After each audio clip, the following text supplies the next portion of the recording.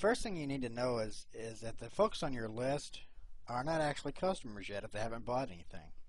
So you may hear some people refer to them as my list or readers. I like to use the word prospects because everyone on your list is a prospective customer. So your ultimate goal is to turn a prospect into a customer.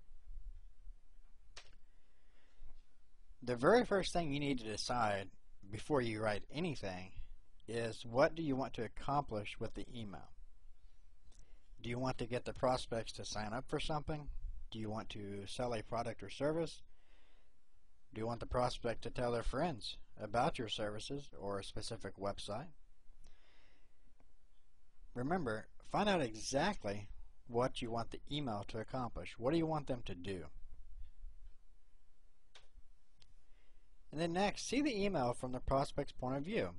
The prospect, if you don't already have a relationship with them, is looking at the email and asking these questions. Who the heck is this person emailing me? What does this person want? Why should I care about this email? What's in it for me? And what do I do now? Your job is to answer the prospect. You must convey answers to those questions without the prospect needing to guess anything. If your prospect gets an email from you and has to guess what it's about or what they're supposed to do, it's a failure. The subject line. Here's where a lot of people make a mistake. The only purpose of a subject line is to get the prospect to open the email. Period. It should be enticing, but short, and it should not reveal anything about the content.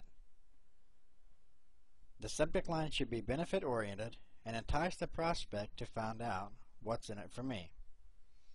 We're going to have some examples later on. Your email must sound casual.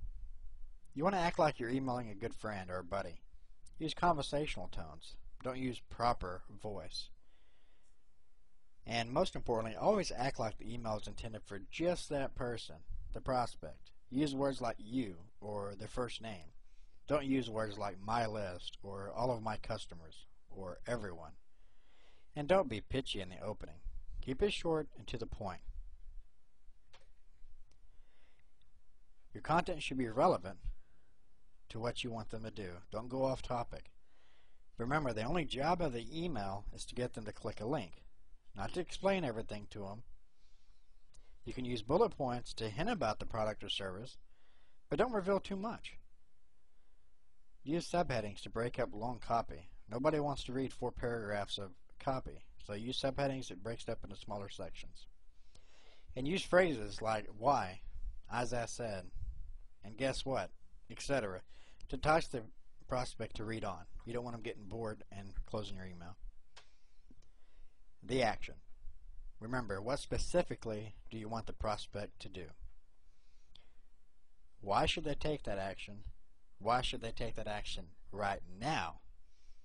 So you might use scarcity tactics such as a special price that goes up or a bonus that is only available today or tomorrow.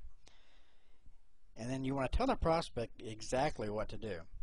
If you want them to click a link and enter an email address, tell them that. Click this link, enter your email address. And finally, the PS. Why do you want to use a PS? Well, a PS is really just a final push to get the reader to take the action you want them to take. So you should recap why they should take that action. You should once again mention any bonuses or time restrictions. And if you have testimonials, throw a testimonial in there. Say, hey, this is what so-and-so said about this product or service, etc.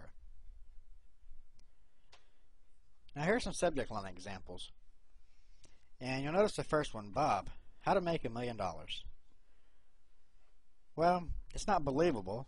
So if you got an email like this, what would you do? You'd probably assume it was spam and delete it. A different one is, hey Bob, want to know a secret? Well, this doesn't really answer anything. It's not very revealing, but it's using the first name in a conversational tone, so that's a good, correct subject line. The next one, Bob, great deal on marketing videos. There's 2 things wrong with that. The first is that the first name, using the name, is not conversational. And the second is that it's too specific, as in marketing videos. So a better way of saying that would be, hey Bob, want to improve your marketing. Now it's still specific to marketing, but it's not down to specific, to videos. So that'd be a better example. Here's some common mistakes that email marketers make quite often. Making the email too formal. Remember, keep it conversational. Using a prospect's name too often. When you're talking to someone, to a friend or a buddy, you don't use their name every sentence, so don't use it in your email either. Not being clear about what the prospect is supposed to do.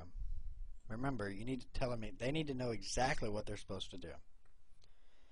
And not giving a specific reason why the prospect should act now. You have to give them a reason why they must do it now. Otherwise, they'll put it off. Even if they're interested, they'll put it off until tomorrow and the next day, and then they may just end up deleting the email and forgetting about it. And giving the prospect your life story. Look, I'm sure your life is really interesting, but your prospect probably doesn't care. So don't waste his or her time telling them your life story. And the most common mistake, I think, is using hype to coerce the prospect. The truth is that hype, for the most part, doesn't work anymore. Most people can recognize hype, and as soon as they see it, they're hitting that delete button. So be very careful about using hype. You may want to use a little bit, but definitely do not go overboard with it, because it will cost you.